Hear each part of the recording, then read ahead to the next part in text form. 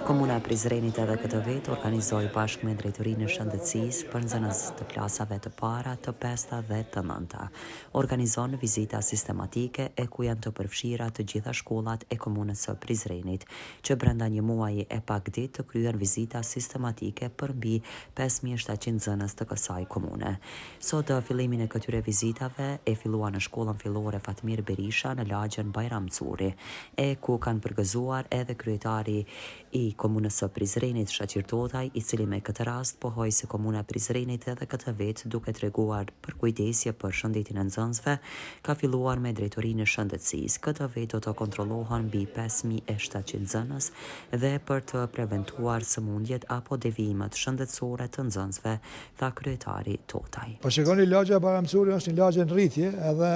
në organizimin e Drejtorisë së Shëndetësisë kanë filluar përsëri këto vizita sistematike.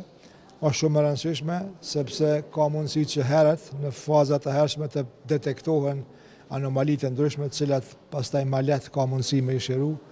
Me sa po ashtu nëse vjet diku do të ketë afër 5700 nxënës që përfshihen klasave të para, të pesta dhe të nënta. Stafi medicinal është i përkushtuar, bashkëpunimi i stafit mësim-dhënës, po edhe i nxënësve është shumë i mirë dhe jam shumë i sigurt se në përfundim të këtyre vizitave do të kemi të dhëna të cilat do të shërbejnë Drejtorisë së Shëndetësisë për një planifikim më të mirë të veprimeve më të vërtetshme në drejtim të mbrojtjes së shëndetit publik. Përgëzoj Drejtorinë e Shëndetësisë dhe Drejtorin e QKMF-s, do të vazhdojmë me këto vizita dhe jam shumë i sigurt që të dhënat do të jenë të mirëseardhuna dhe domosdoshme për planifikimet më të vërtetshme. Drejtori i Shëndetësisë, profesor Dr. Simir Krasniqi, me këtë rast ka theksuar se edhe këtë vit do të jemi aktiv për të kryer vizitat sistematike dhe bashkë me QKMF do të jemi në çdo cep të komunës, ku kanë nxënës që të kryejmë këto vizita dhe të shërbejemi pastaj me shënime përkatëse për të pasur raporte të plota për shëndetin e nxënësve dhe për të analizuar shëndetin e fëmijëve tanë. Ne si Drejtoria e Shëndetësisë pra kemi vazhduar me projektin e radhës, që është vizita sistematike për klasët e para, të pestat dhe të nëntat. Ku tha dhe kryetari që kemi 50 shkolla me gjithsej 5700 nxënës. Kjo punë do të vazhdoj pra në të gjitha shkollat që pritet të zgjasë 35 ditë apo 40 ditë dhe do të kontrollohen të gjithë nxënësit e këtyre paraleleve, pra të para, të pestat dhe të nëntat. Gjatë gjithë kësaj pune, në fund do të bëhet përpunimi i këtyre të dhënave dhe do të bëhet prezantimi i gjitha të gjeturave të anomalive të këta nxënës.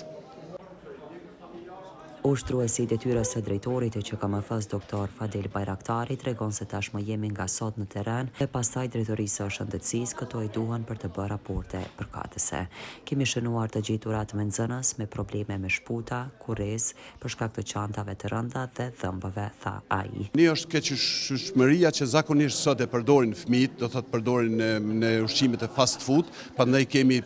peshë të ngritur, që kjo është një pi faktorëve që ndikon mandej edhe në organizimin e fëmijës, në jetën e fëmijës, në aktivitetin e fëmijëve. Pastaj duhet dim këshilla do t'japim edhe për rreth vaksinimit, apo vaksinohen fëmijët si duhet, a është të respektu kalendari vaksinimit, mandej smundjet e hershme që zakonisht i kemi për shkak të çantave të rënda që bëhen, që zakonisht shkojnë probleme me shtyllën kurrizore, probleme me fëmijët, kështu që gjitha këto ne jemi mobilizu si ekip, edhe kemi pregadit ekipin edhe stafin të trajnum, edhe të pregaditën profesionalisht, edhe besoj që do ta kryjmë me sukses edhe me nder për një muaj 5-6 ditë sa do të zgjatë kjo fushat. Ai ka pasur edhe një apel që secila familje të bëjë përgjigjen e mikut të familjes. Po zakonisht është pesha e shtume, një prej tyre është skolioza që i thojmë ne, apo deformimi i shtyllës kurrizore që zakonisht na jep, edhe kemi probleme me shputën e këmbës. Këto janë ato që janë dediktu që disa vite që i bëjmë, se ne nga këto nxjerrim rezultatet në fund të vizitave, nxjerrim rezultatet përfundimtare dhe ato rezultate i komunikojmë edhe me drejtorët e shkollave, edhe i komunikojmë edhe prindve, kështu që nëse kanë probleme, në këto raste shumica kemi probleme edhe me sy, do thotë që zakonisht po përdoret shumë mjetet si telefoni edhe këto gjona, me vesh, prandaj gjitha këto ne i detektojmë në mënyrë të hershëm, në mënyrë që ato t'i prevenojmë edhe t'i shërojmë. Kështu që i lusë gjithë popullatën që përmes e-Kosovës të hinë dhe të bëjnë përzgjedhjen e mjekut familjes dhe ta kenë mjekun e përhershëm të familjes, sepse kjo do të ndikojë shumë në